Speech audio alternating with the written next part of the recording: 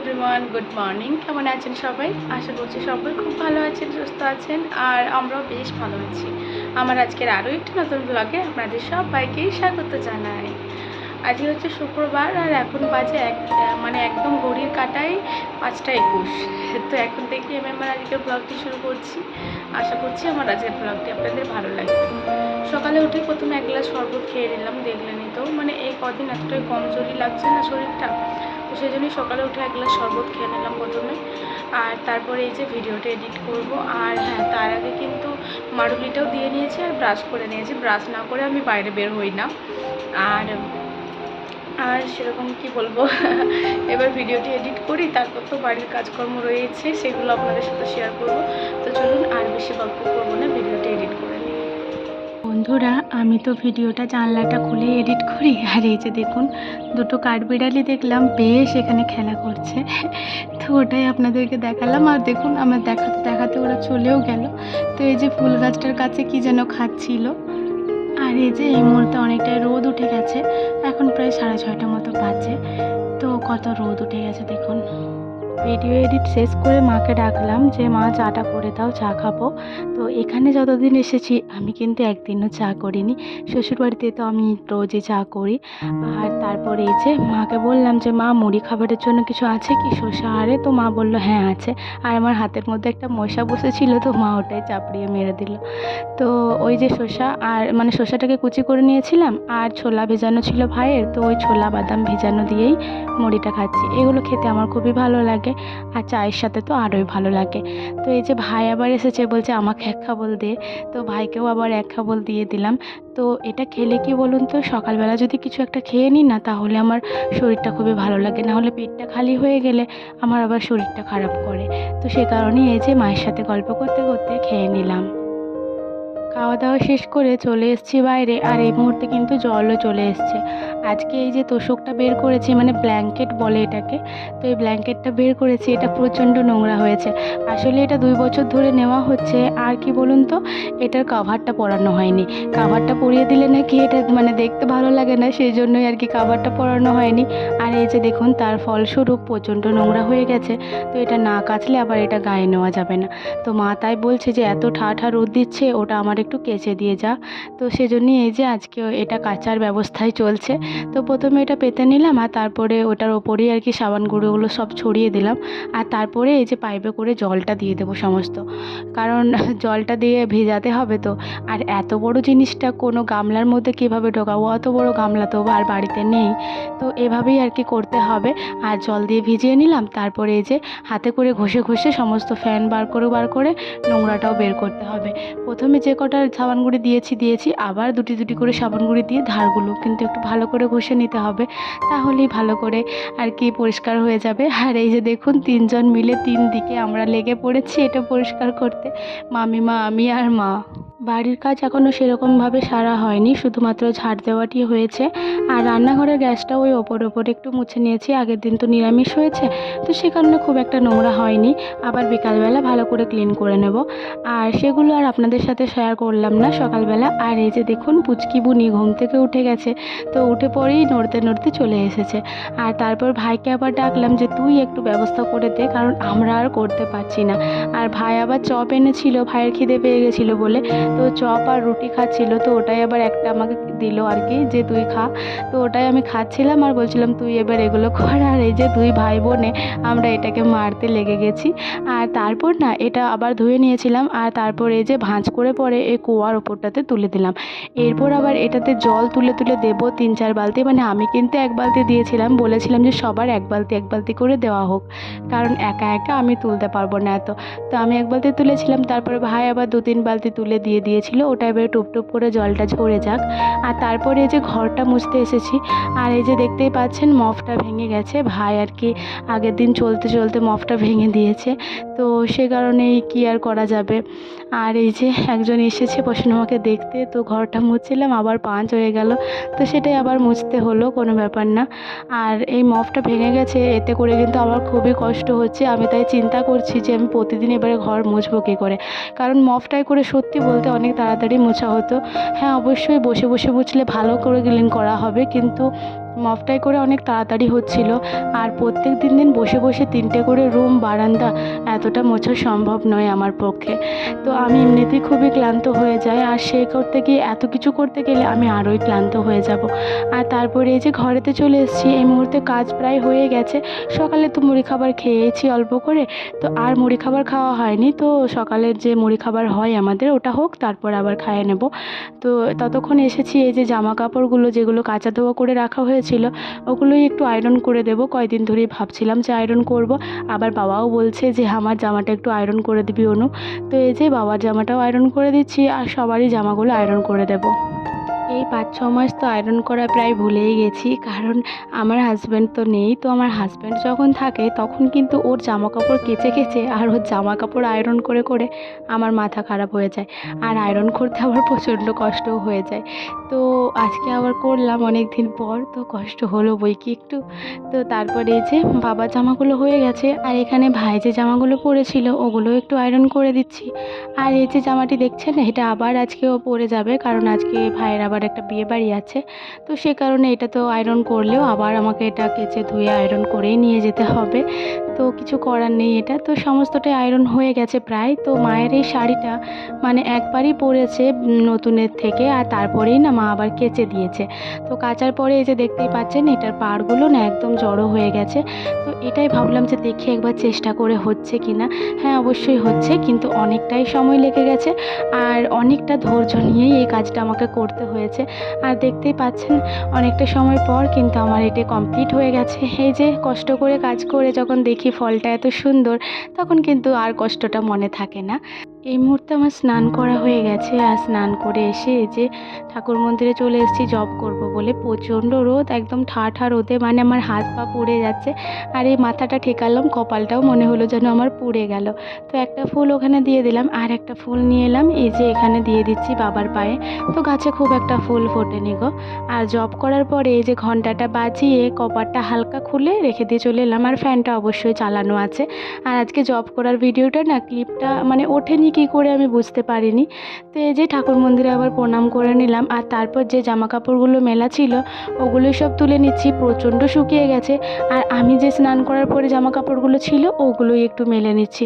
আর এই ভাইয়ের এই গেঞ্জিটা দেখলাম হালকা ভিজে রয়েছে, তো ওটাও মেলে দিলাম। এরপর চলুন আজকে দুপুরে কি রান্না হয়েছে সেটাই আপনাদের সাথে শেয়ার করি। সেরকমভাবে তো করা হয় না শেয়ার। তো এই যে আজকে ভাত হয়েছে, দুপুরে ভাত তো হবেই। আর এই যে হয়েছে এঁচোড়ের তরকারি। এঁচোড়ের তরকারিটা খেতে কিন্তু খুবই ভালো লাগছিল, আর অনেক দিন পরে হলো তো আরোই যেন ভালো লাগছে।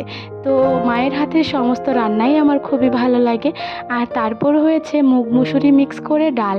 তো বিউলির ডাল হচ্ছিল কদিন, তো আমার আর ভালো লাগছে না, তাই মা এই যে মুগ মুসুরির ডাল করে দিয়েছে আজকে।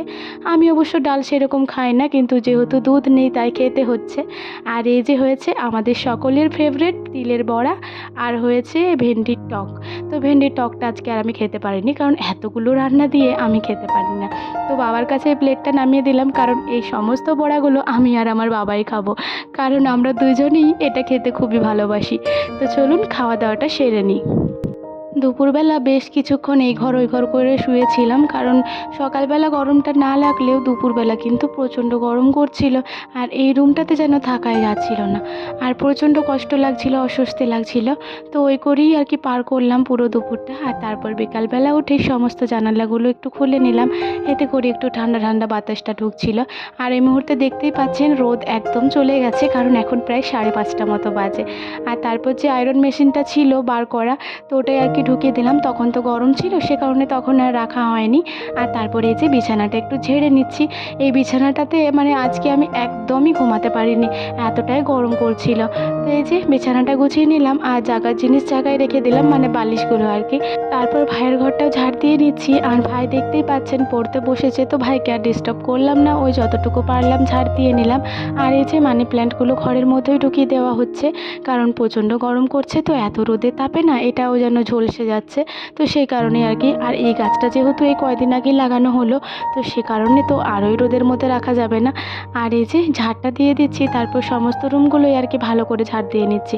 বনুর জন্যই তো ঘরে এত নোংরা হয়ে যায়, ও কারণ প্রচণ্ড নোংরা করে।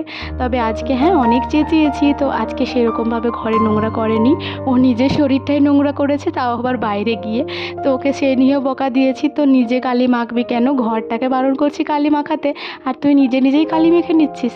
তো অনেক বকাঝকা করেছিলাম আর অনেকক্ষণ রাগ অভিমানও চলেছিল আমাদের। আর তারপরে এই যে ঝাড় দিয়ে নিচ্ছি আর সিঁড়িগুলোও ভালো করে ঝাড় দিয়ে নিলাম আর এই পাপোশটা ওপরে তুলে রেখে দিলাম। আর এই ঝাঁটাটাই করে না ঝাড় দিতে প্রচণ্ড অসুবিধা হচ্ছিলো, মানে যেটাই করে ঘরে ঝাড় দিচ্ছিলাম আর কি, খেজুর খাড়ির যে ঝাঁটাটা। তো সে কারণে এই যে নারকেল খাটির ঝাঁটাটা থাকে ওটাই করে ঝাড় দিয়ে নিচ্ছি। ওটাই করে মানে খেজুর খাড়ির ঝাঁটাটাই করে ঝাড় দিলে যেন কতই না সময় লেগে যাচ্ছে, আর মনে হচ্ছে নোংরা যাচ্ছেই না এমনটা লাগছিল আর কি।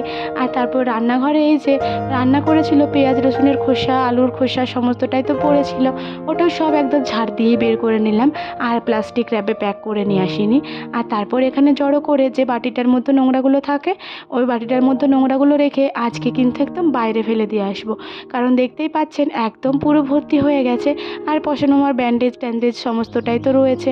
তো একদম বাইরে ফেলে দিয়ে আসবো আর তারপরে এই বাটিটাতে অল্প জল ঢেলে রেখে দেবো, এটা একটু ভিজুক পরে আবার ধুয়ে নেওয়া হবে। আর তারপরে এই যে রান্নাঘরে চলে এসেছি, রান্নাঘরের অবস্থাটা দেখতেই পাচ্ছেন। গরমের দিনে আর কি করা যেতে পারে বলুন তো। তো এই যে কটা বাসন ছিল সে কটা আবার বের করে দিয়ে এলাম, যেখানে আমাদের সেই ডাব্বাটা ছিল না ওটাতে তো জল ভরা থাকে, তো ওখানেই এখন বাসন টাসন মাজে। আর তারপরে এই যে রান্নাঘরের গ্যাসটাতে একটু জল দিয়ে নিলাম, এতে করে কি হবে বলুন তো, যে মাড়ের দাগগুলো পড়েছে ওগুলো কিন্তু হালকা হালকা নরম হয়ে যাবে। আর তারপর ভিমবারটা দিয়ে একটু ভালো করে ঘষে ঘষে মুছে নিচ্ছি। একটু ভালো করে ঘষে না নিলে এই নোংরাগুলো একদমই উঠবে না। আর দেওয়ালগুলো সবসময় আমি এক হাত করে পরিষ্কার করে থাকি, মানে যতটা তেল চিটে দাগটা থাকে আর কি। আর এখানটায় না মাড়ের দাগটা খুবই পড়েছিল, তো ওটা একটু স্কচ ব্রাইট দিয়ে ঘষে নিলাম। আর তারপর মা আবার এলো, বলছে তোকে আমি বারণ করলাম করতে হয় না। তো আমি বললাম যে না তুমিও তো আবার করতেই হবে, তোমাকে হলো, তো সে কারণেই করে দিচ্ছি। মা বলছে আবার পরে করতিস, আজকে আবার তো রাত্রেবেলা রান্না হবে। তো আমি বললাম যে একটু নোংরা লাগছিল তাই আমি করে দিলাম। তো মা এখানে না গ্যাসের যে প্লেটগুলো ছিল ওগুলো সমস্তটাই মেজে দিয়ে পরে সাবানটা নিয়ে গেল, বলছে আমি ততক্ষণ ওই বাসনগুলো মাজি গা। আমি মাকে বললাম যে মা আমি মেজে নেবো, তোমাকে আর হাত করতে হবে না। তো মা বলছে যে না তুই গরমে এত কষ্ট করে ওগুলো মাজবি। তো মা হেজে মাজতে এসেছে, আমাকে বারণই করছিল, কিন্তু আমি ভাবলাম যে না যাই হাতে হাতে করে দিই, তাহলে কিন্তু সময়টা অনেকই কম লাগবে।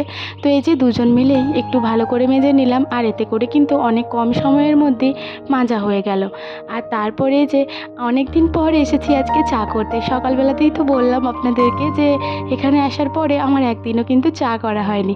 আর এই যে দেখুন সন্ধ্যাবেলাতে আজকে আমি মাকে নিজের থেকে বললাম যে মা অনেক দিন তো হয়ে গেল চা করিনি, আজকে চাটা না হয় আমিই করি। তো 4 কাপ জল দিয়ে দিলাম আর তারপরে এই যে চিনি দিয়ে দিচ্ছি, যেভাবে চা করে আর কি। কিন্তু আমাদের যেহেতু দুধ নেই, আমার শ্বশুরবাড়িতে তো দুধ আছে, তো সে কারণে এই যে জলটা যখন একটু ফুটে গেল, এখনও কিন্তু চা পাতা দিইনি, তখন কিন্তু এই গরম জলটা নামিয়ে নিচ্ছি।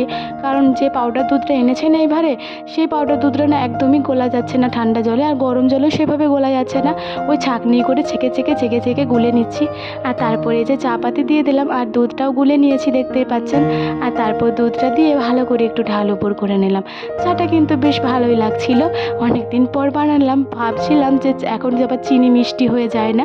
আর এখানে যে চামচটা আছে না সেটা আবার অনেক বড়, আর আমার শ্বশুরবাড়ির চামচটা ছোট, ওটাতে কিন্তু ভালো আন্দাজ করা যায়। আর এই যে ছোটো কাপটিতে 1 কাপ চা নিয়ে নিলাম, এটা এবার বাবাকে দিয়ে দেব। বাবা ওদিকে ফোনে ব্যস্ত, তো বাবাকে দিয়ে দিলাম, বাবা এবার খাক, তারপরে আমরাও খেয়ে নেব। কয়েকদিন ধরেই তো বলছিলাম আপনাদেরকে যে সন্ধ্যাবেলা পশানোমার ব্যায়াম হচ্ছে, তো সেটা আপনাদের সাথে শেয়ার করার ইচ্ছা ছিল, কিন্তু সেভাবে তো আর করা হয়নি।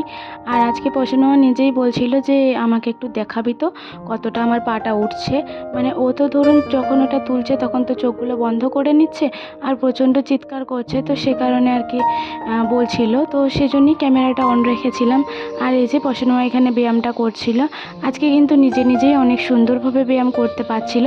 আর তারপর মানে বসে বসে যে পাটা ঝোলানোর ব্যায়ামটা ওটা করে নিচ্ছিল। তো আজকে একটা ব্যাপার হয়ে গেছে, ওটা আমি এখন বলবো না, কালকের দিনটা দেখি তারপর আপনাদের সাথে শেয়ার করব।